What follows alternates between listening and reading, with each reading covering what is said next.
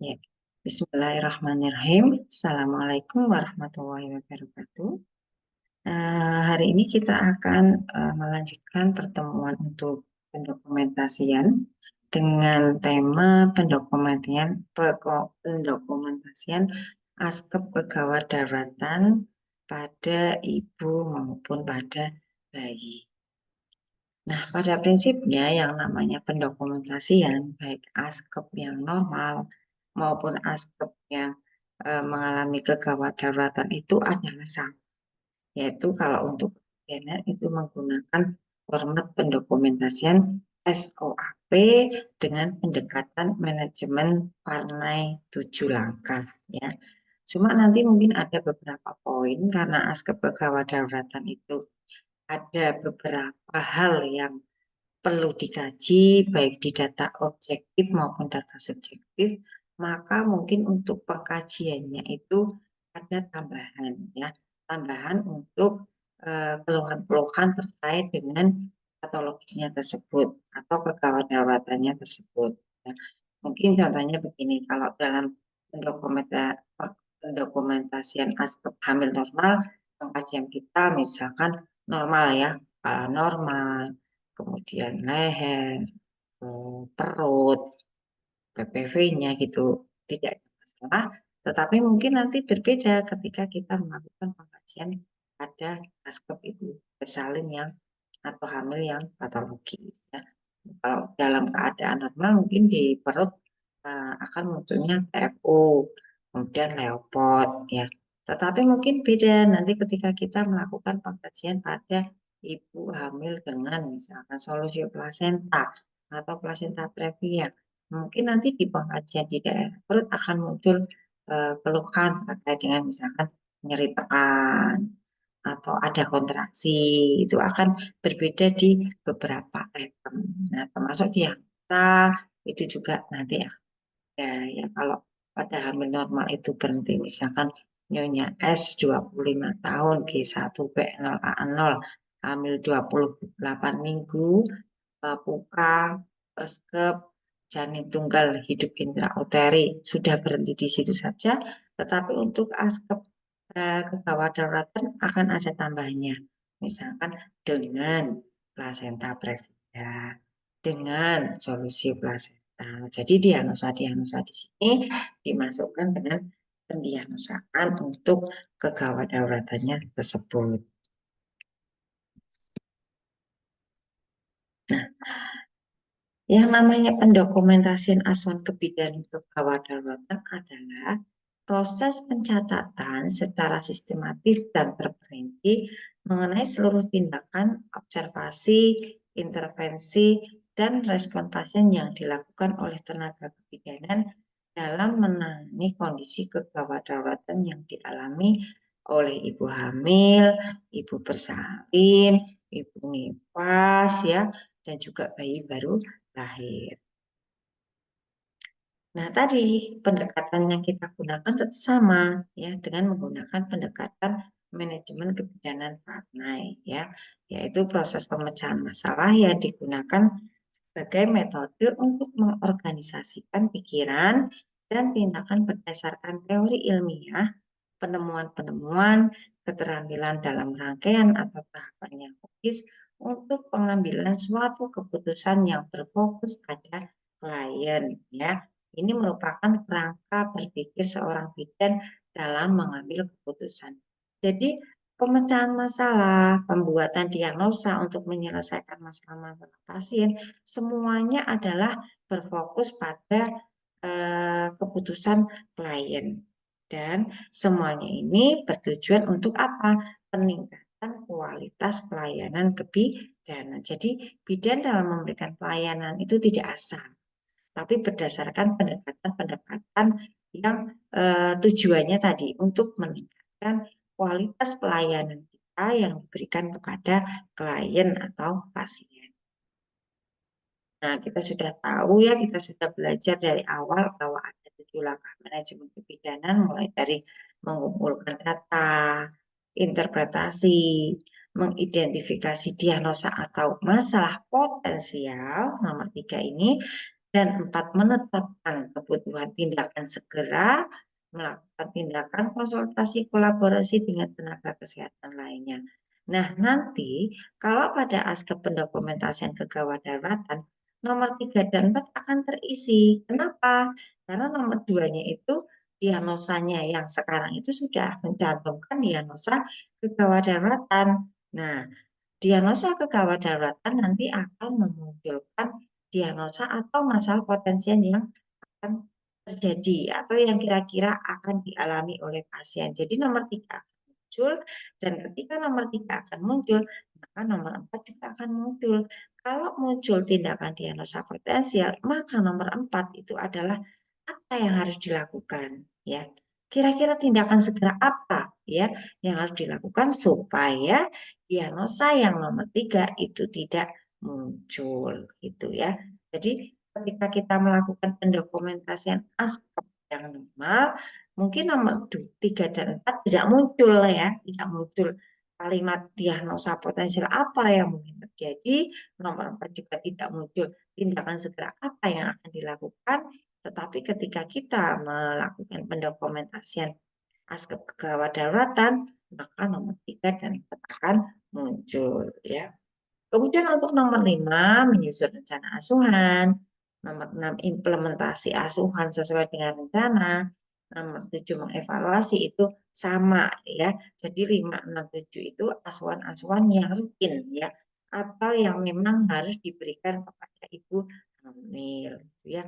Ditambah dengan nanti nomor 3 dan 4 itu juga dimasukkan ke dalam implementasi. Nah, ini ya kalau alur pikir bidan itu hubungan antara alur bidan atau kompetensi bidan dengan 7 langkah warna ya.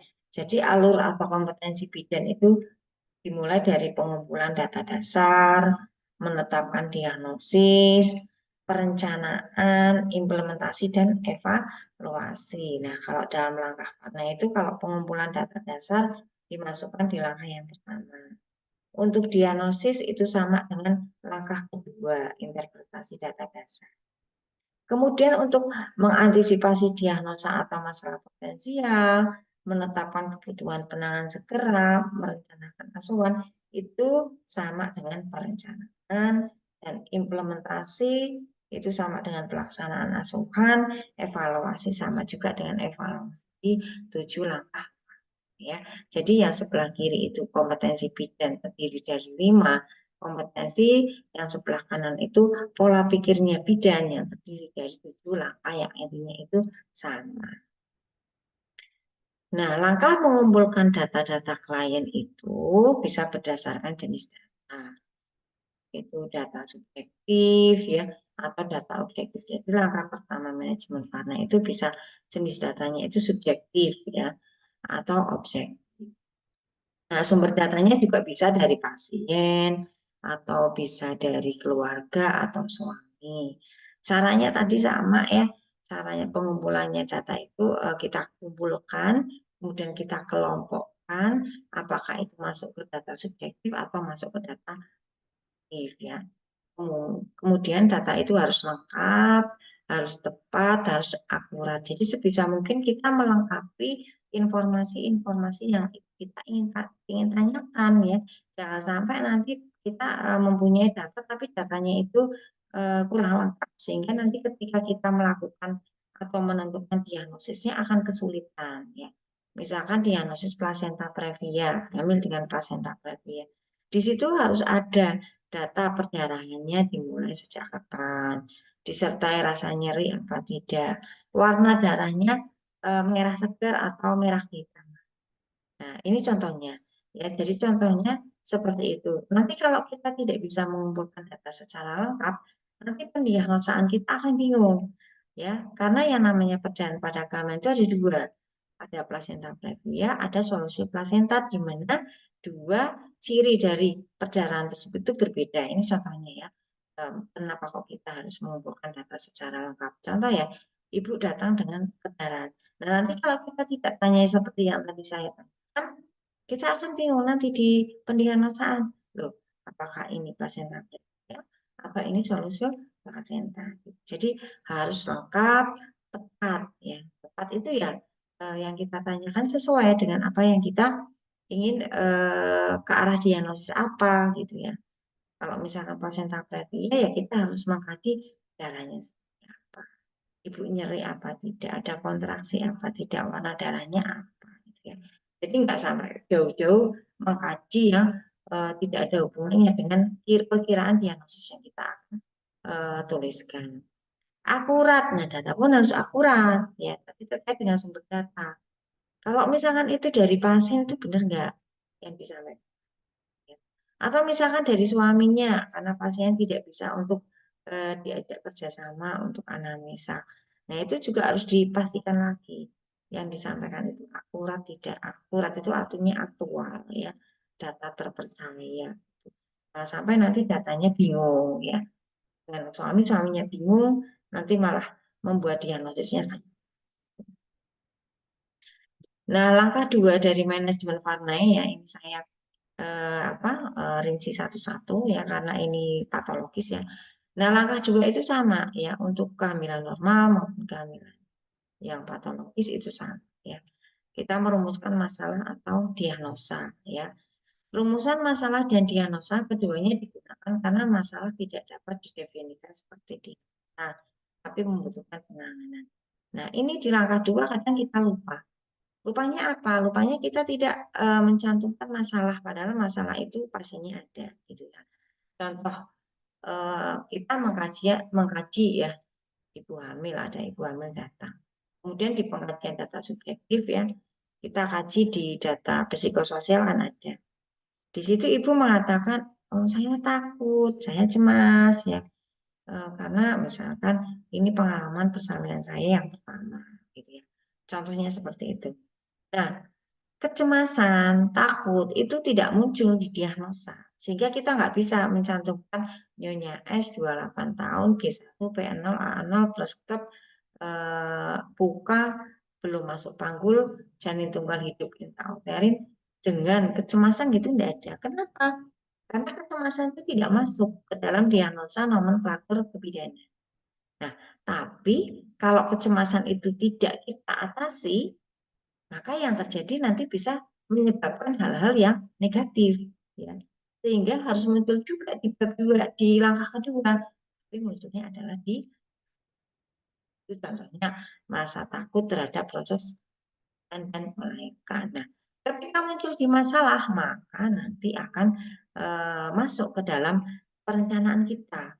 Kenapa perencanaan itu kenapa masalah baru masuk ke perencanaan? Karena tidak masuk ke diagnosa potensial maupun antisipasi ya. Masuknya ke perencanaan, tapi ke perencanaan itu menjadi prioritas yang kita laksanakan. Misalkan nomor satunya nanti rencana tindakannya memberitahu hasil pemeriksaan. Dan nanti bawahnya itu ya langsung kita beritahu rencana apa yang kita akan lakukan untuk mengatasi masalah yang ada. Ya, jadi tidak muncul di nomor 7, tidak muncul juga di nomor 8, tetapi muncul di nomor awal ya, karena itu termasuk dalam prioritas masalah walaupun bukan diagnosa.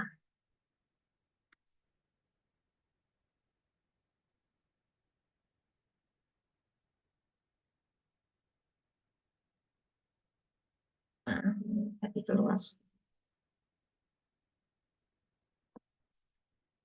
Nah, kemudian pada langkah ini, bidan menganalisa data dasar yang ada pada langkah pertama, menginterpretasikan itu sama dengan menyimpulkan secara logis, ya, secara tepat dan logis. Pada langkah pertama, menginterpretasikan secara akurat dan logis sehingga dapat merumuskan diagnosa atau masalah kebidanan, ya.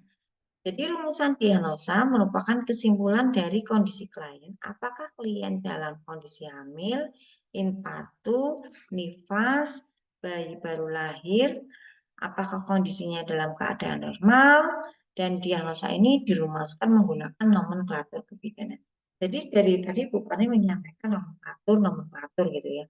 Ini ada 58 diagnosa sesuai nomenklatur kebidanan. Jadi nanti setelah ini kamu punya PR untuk mencari diagnosa apa saja kah yang masuk ke dalam nomenklatur kebidanan.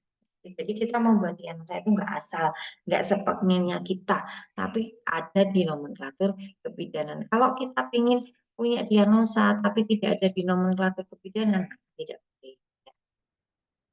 Kemudian sedangkan masalah dirumuskan apabila bidan menemukan kesenjangan yang terjadi pada respon ibu terhadap kehamilan, persalinan, nifas, dan bayi baru lahir seperti tadi. Masalah cemasan. Itu kan harusnya enggak. Harusnya ibu tidak boleh cemas ya. Karena selama hamil itu sudah ada kelas hamil, termasuk di situ ada dukungan psikologis, ada informasi tentang kehamilan, ada persalinan gitu ya. Jadi ibu tidak perlu cemas seharusnya. Tapi karena di sini ada kesalahan kok ibu masih tetap cemas, maka yang dilakukan adalah kita rumuskan masalah ya di langkah kedua. Masalah ini terjadi pada ibu tetapi belum termasuk dalam rumusan diagnosa ya. Karena masalah tersebut membutuhkan penanganan atau intervensi bidan, maka dirumuskan setelah diagnosa. Jadi diagnosa dulu, baru masalah.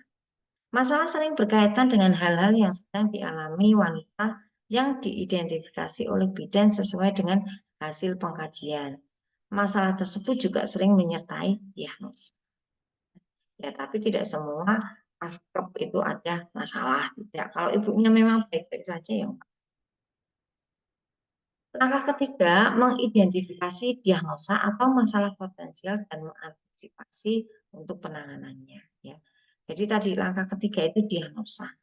Ya, diagnosa yang potensial atau masalah potensial yang bisa terjadi. Kalau dalam aspek yang normal, maka tidak muncul ya diagnosa atau masalah yang mungkin terjadi. Karena biasanya masalah potensial itu adalah terkait dengan masalah-masalah atau kondisi kegawat daruratan ya. Langkah ini merupakan langkah antisipasi sehingga dapat melakukan asuhan kebidanan. Bidan dituntut untuk mengantisipasi permasalahan yang akan timbul dari kondisi yang sudah terjadi. Nah, contohnya tadi pasien misalkan dengan di langkah kedua kita sebutkan ibu hamil itu dengan plasenta previa. Maka langkah yang ketiga mungkin kita akan menyebutkan diagnosa yang mungkin bisa terjadi itu adalah perdarahan yang banyak. Kalau misalkan di langkah kedua itu perdarahannya belum banyak, maka langkah ketiga adalah perdarahan yang banyak. Nah, nanti di langkah ke antisipasinya nanti di langkah keempat. Apa sih yang harus kita lakukan supaya perdarahan itu tidak terjadi? Ya. Nah, ini masih langkah ketiga. Pada langkah ini, antisipasi ini diharapkan bidan selalu waspada dan bersiap-siap mencegah diagnosa atau masalah potensial ini menjadi benar-benar tidak terjadi. Jadi harapannya itu yang kita tadi sudah rumuskan itu tidak terjadi. Langkah ini penting sekali dalam melakukan asuhan yang aman dan langkah ini perlu dilakukan secara cepat karena sering terjadi dalam kondisi emergensi.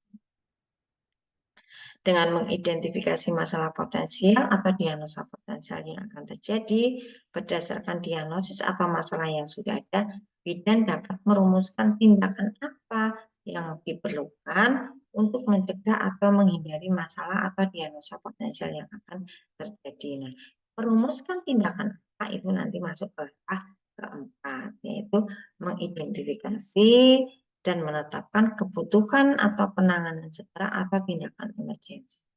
Jadi tadi langkah ketiganya misalkan perdarahan.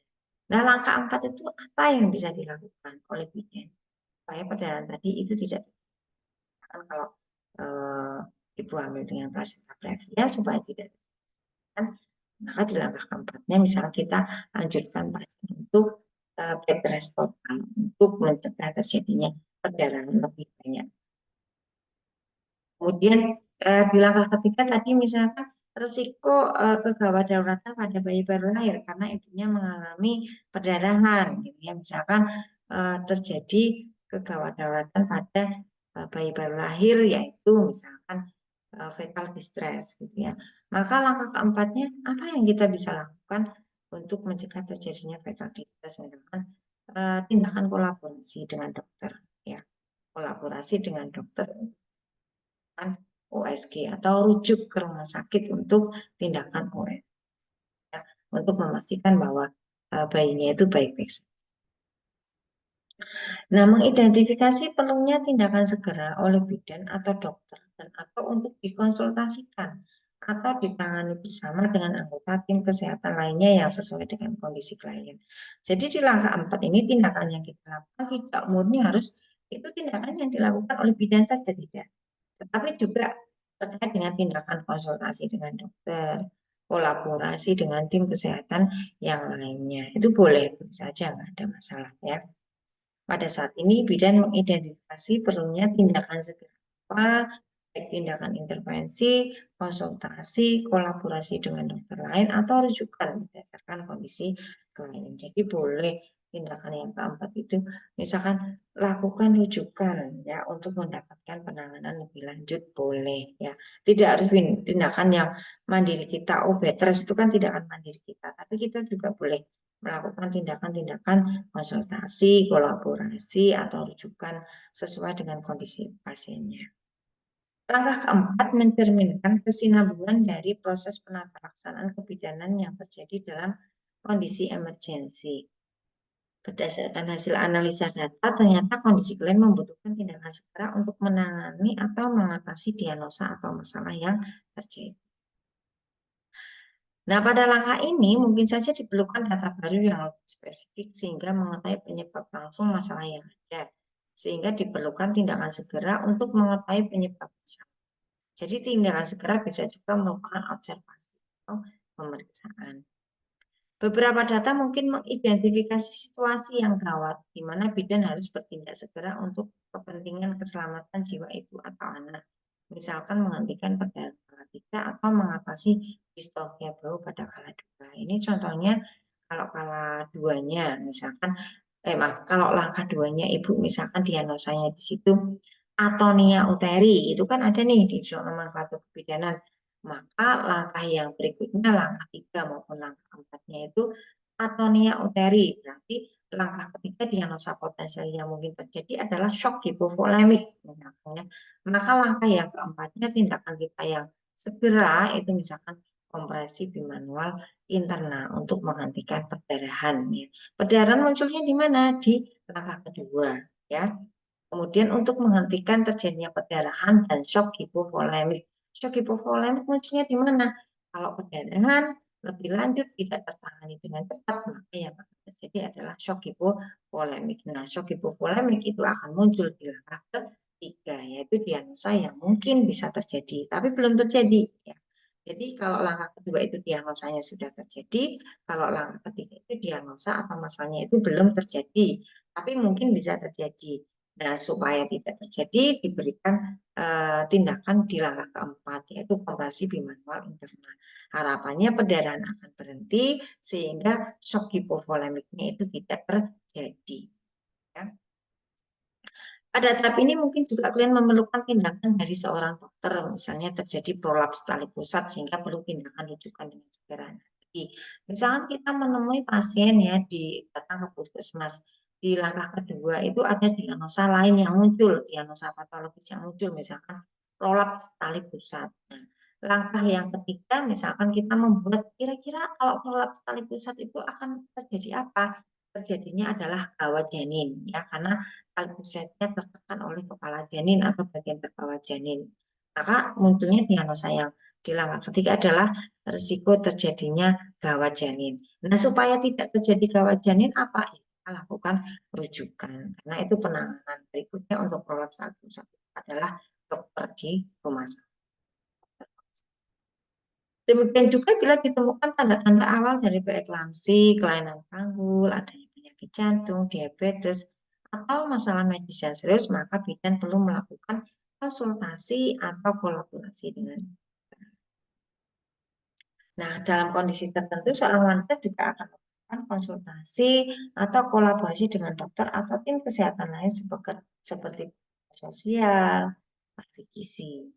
Dalam hal ini, bidan harus mampu mengevaluasi kondisi setiap klien untuk menentukan kepada siapa konsultasi dan kolaborasi yang tepat akan dilakukan. Jadi, tidak asal ya, tapi kita harus menilai ini konsultasinya kemana nih. Misalkan kalau ibunya itu kurus banget, kek gitu ya, keknya itu sampai kecil sekali, misalkan underweight, ya berarti kita konsultasinya ke ahli gizi. Kalau misalkan ibunya itu misalkan TBC gitu ya, kita mau pemeriksaan untuk memastikan kita konsultasinya mungkin ke petugas lab gitu ya. Jadi konsul itu tidak semuanya dengan dokter, tapi harus tetap kira-kira konsultasinya itu kemana. Nah, pada penjelasan di atas menunjukkan bahwa dalam melakukan tindakan harus sesuai dengan prioritas masalah atau kebutuhan yang dihadapi klien. Jadi nanti tindakan yang kita lakukan itu tindakan-tindakan yang segera dulu ya. Habis itu baru masalah-masalah dan habis itu rencana tindakan-tindakan rutin yang setelah bidan merumuskan tindakan yang perlu dilakukan untuk mengantisipasi diagnosa atau masalah potensial, pada step sebelumnya, bidan juga harus merumuskan tindakan emergensi atau segera yang harus dirumuskan untuk menyelamatkan ibu dan janin. Ini contoh ya, contoh kasus tindakan segera. Dari kasus perdarahan antepartum, yang tadi ya, misalkan placenta previa atau solusio placenta, tindakan segera yang harus dilakukan adalah observasi perdarahan. Ya, itu kan mandiri kita.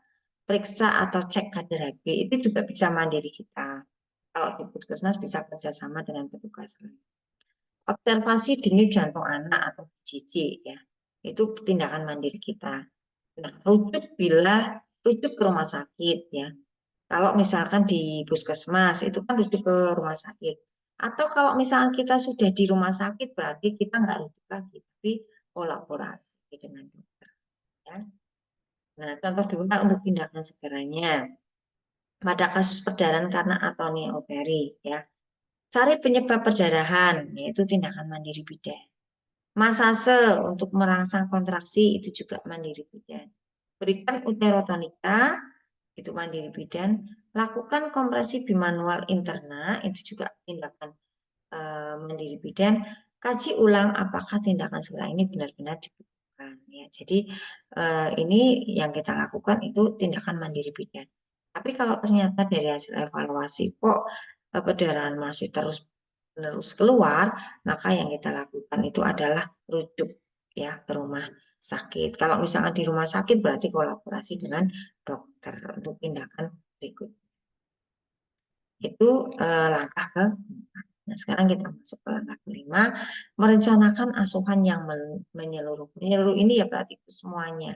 Mulai dari tindakan-tindakan yang tadi masuk ke dalam tindakan untuk mengatasi diagnosa potensial, juga tindakan-tindakan rutin yang merencanakan asuhan yang meluruh yang ditentukan oleh langkah-langkah sebelumnya.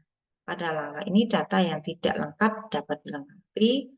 Rencana asuhan yang menyeluruh meliputi apa yang sudah teridentifikasi, apa yang diperkirakan akan terjadi berikutnya, apa yang dibutuhkan dan apakah perlu merujuk klien bila ada masalah. Ya. Pada langkah ini direncanakan asuhan yang menyeluruh ditentukan oleh langkah-langkah sebelumnya. Langkah-langkah ini merupakan kelanjutan penata laksanaan terhadap masalah atau diagnosa yang telah diidentifikasi atau diantisipasi baik yang sifatnya segera ataupun rutin ya. Jadi tadi segera itu karena langkah ketiga dan empatnya itu muncul dan juga langkah rutin kalau ibu hamil ya rutinnya apa sih itu masuk semua. Pada langkah ini, informasi data yang tidak lengkap dapat dilengkapi dengan merumuskan tindakan yang sifatnya evaluasi atau periksa kembali, atau perlu tindakan yang sifatnya follow up. Jadi kalau sebelumnya tindakan itu evaluasi kok belum sesuai dengan hasil yang diharapkan oleh kita, maka bisa diulang lagi ya pada apa aspek yang berikutnya, rencana asuhan yang berikutnya. Rencana asuhan yang menyeluruh tidak hanya meliputi penanganan yang sudah teridentifikasi dari kondisi klien atau dari setiap masalah yang berkaitan, tetapi juga tindakan yang bentuknya antisipasi atau dibutuhkan penyuluhan atau konseling. Begitu pula tindakan rujukan, ya, tindakan rujukan yang dibutuhkan oleh klien berdasarkan masalah yang berkaitan dengan sosial ekonomi atau masalah-masalah psikologis ya. Dengan perkataan lain, asuhan terhadap wanita tersebut sudah mencakup setiap hal yang berkaitan dengan semua aspek asuhan kesehatan. Setiap rencana asuhan harus disetujui oleh kedua belah pihak, yaitu oleh bidan dan klien agar dapat dilaksanakan dengan efektif. aktif karena kalian juga akan melaksanakan rencana tersebut. Jadi sebelumnya untuk tindakan-tindakan yang besar itu kita bisa memberikan form informed consent dulu. Artinya form itu sebagai bukti persetujuan bahwa pasien itu setuju, keluarga setuju untuk dilakukan tindakan tersebut. Jika nanti ketika ada masalah terkait dengan tindakan tersebut muncul hal-hal yang tidak kita inginkan, maka pasien itu tidak bisa melakukan banding atau protes karena apa? Karena kita dan kalian sudah sama-sama setuju. Oleh karena itu, pada langkah ini tugas bidan adalah merumuskan rencana asuhan dengan hasil pembahasan sebelumnya, kemudian membuat kesepakatan bersama sebelum melaksanakannya, baik lisan maupun tertulis. Biasanya kalau informasi tentang misalkan, Bu, ini saya lakukan masase ya, itu tidak selalu harus tertulis ya, tapi dengan lisan saja sudah cukup. Semua keputusan yang dikembangkan dalam asuhan menyeluruh ini harus rasional dan benar-benar nyata berdasarkan pengetahuan dan teori yang update ya, serta telah dibuktikan bahwa tindakan tersebut itu bermanfaat. Jadi kita melakukan asuhan itu jangan pakai teori-teori yang sudah lama tinggalkan ya. Tali pusat kita masih pakai betadine itu salah karena sudah ada teori baru yang tidak apa-apa. Jadi kita harus tetap update. Nah, contoh rencana komprehensif atau menyeluruh, misalkan pada perdana vakum ya, beritahu kondisi klien dan hasil pemeriksaan itu kan rencana asuhan menyeluruh ya. Berikan dukungan pada ibu itu juga menyeluruh, rutin ya.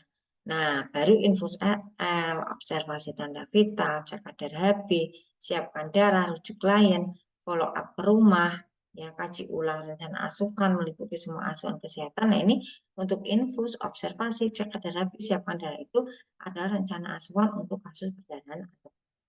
Tapi kalau untuk beritahu kondisi pasien, beri dukungan pada ibu, kaji ulang rencana asuhan itu kan memang rutin kita berikan pada ibu hamil, tidak hanya ibu hamil yang tepat. Kemudian langkah keenam, melaksanakan perencanaan, melaksanakan. Jadi melaksanakan ini dari asuhan-asuhannya tadi di langkah kelima sudah kita list, kita mau berikan apa sih ya? Kita tinggal implementasikan di langkah ke. Nah, perencanaan ini bisa dilakukan seluruhnya oleh bidan atau sebagian dilakukan oleh bidan, sebagian oleh klien atau anggota tim kesehatan yang lainnya sesuai dengan rencana apa yang ada di langkah ke-5. Nah, apabila ada tindakan yang tidak dilakukan oleh bidan tetapi dilakukan oleh dokter tim kesehatan yang lain, bidan tetap memegang tanggung jawab untuk mengarahkan kesinambungan dari asuhan berikutnya. Misalnya memastikan langkah-langkah tersebut benar-benar terlaksana dan sesuai dengan kebutuhan klien. Jadi walaupun ini dilakukan oleh dokter, tapi follow up berikutnya itu harus kita lakukan. Bidan tetap melakukan evaluasi, memfollow up ya. Misalkan pasien di rumah sakit ya, kolaborasi dengan dokter dilakukan induksi persalinan yaitu dengan memberikan obat di dalam infus kemudian diteteskan setiap menit 20 tetes. Nah, bidan kan hanya advis ya memberikan. Tapi untuk kesinambungannya apakah tetesannya itu betul, kemudian kontraksinya bertambah baik itu bidan yang melakukan memastikan langkah-langkah tersebut itu benar-benar terlaksana dan tujuan dari tindakan tersebut itu tercapai. Dalam situasi di mana bidan berkolaborasi dengan dokter untuk menangani klien yang mengalami komplikasi, maka keterlibatan bidan dalam penata laksanaan asuhan pada klien adalah tetap bertanggung jawab terhadap pelaksanaannya rencana bersama yang menyeluruh tersebut. Nah, penata laksanaannya efisien akan menyangkut waktu dan biaya serta meningkatkan mutu dan asuhan klien. Jadi nanti kalau kita memberikan asuhan yang tepat, harapannya pasien kan akan cepat pulih. Ya, misalkan pas di rumah sakit, bidan memberikan asuhan yang tepat, pasien kan cepat sembuh. Tapi kalau kita tidak tepat, maka pasiennya akan lama di rumah sakit. Nah, ini akan meningkatkan waktu maupun biaya pasien untuk membayar ke rumah sakit. Kaji ulang apakah semua rencana asuhan telah dilaksanakan. Kita kaji. Apakah yang sudah kita tetapkan di langkah-langkah atau rencana-rencana di langkah kelima itu semuanya bisa kita lakukan. Atau mungkin ada yang belum bisa kita lakukan. Nah, kita nanti masukkan ke rencana asuhan pada pengkajian berikutnya. Jadi, nah langkah ketujuh itu evaluasi. Pada langkah ini dilakukan evaluasi keefektifan dari asuhan yang sudah diberikan, meliputi pemenuhan kebutuhan yang akan bantuan apakah benar-benar telah terpenuhi sesuai dengan kebutuhan sebagaimana telah diidentifikasi di dalam masalah. Contohnya tadi ibu perdarahan yang antepartum. Kita sarankan bed rest total rumah sakit. Nah, kita evaluasi apakah dengan bed rest tadi di rumah sakit itu perdarahan berhenti atau perdarahan itu tetap banyak. Kalau berhenti berarti asuhan kita berhasil. Kalau banyak kita perlu memikirkan asuhan yang lain, kerjasama atau kolaborasi dengan dokter untuk dilakukan tindakan. Pada langkah terakhir ini dilakukan evaluasi keefektifan dari asuhan yang sudah diberikan, meliputi pemenuhan kebutuhan akan bantuan apakah benar-benar telah terpenuhi sesuai dengan kebutuhan sebagaimana telah diidentifikasikan di dalam diagnosa dan masalah. Rencana tersebut dapat dianggap efektif jika memang benar efektif dalam pelaksanaannya. Jadi efektif itu sesuai. Jadi tujuan kita itu misalkan mencegah perdarahannya itu untuk keluar. Nah, yang namanya efektif itu berarti tujuan kita tercapai. Dan ada kemungkinan bahwa sebagian rencana tersebut efektif, sedangkan sebagian belum efektif tadi yang saya sampaikan ya. Mengingat bahwa proses penata laksanaan ini merupakan suatu kegiatan yang berkesinambungan, maka perlu diulang-ulang kembali ya. Maka perlu mengulang kembali dari awal setiap pasal yang tidak efektif melalui pengkajian ulang. Proses evaluasi ini dilaksanakan untuk menilai apakah proses penata laksanaan efektif atau tidak efektif, serta melakukan penyesuaian pada rencana asuhan atau evaluasi. Evaluasi perdarahan berhenti atau tidak. Jika belum berhenti, jumlahnya berapa banyak. Kondisi janin dan ibu apakah baik? Kalau janin itu dengan dijijinya, kalau buruk berarti kita evaluasi. Kita berikan asuhan apalagi supaya kondisi janinnya baik ya. Kemudian kadar Hb, oh kita cek kadar Hb-nya setelah kita berikan transfusi contohnya. Kok kadar Hb-nya tetap rendah, kita evaluasi untuk misalkan memberikan transfusi yang berikutnya atau uh, informasi ya tentang uh, apa meningkatkan kadar Hb dari makanan seperti ya. Mungkin itu yang bisa saya sampaikan untuk pertemuan aspek apa kegawat daruratan pada ibu bersalin, ibu hamil bersalin nifas maupun patologis. Untuk berikutnya pertanyaan nanti kita bisa dilanjutkan ya di grup kita. Mudah-mudahan untuk penjelasan saya tadi bisa dipahami oleh kalian semua ya. Sekian dari saya, mohon maaf bila ada kekurangan. Wabillahi taufiq. Ya, wassalamualaikum warahmatullahi wabarakatuh.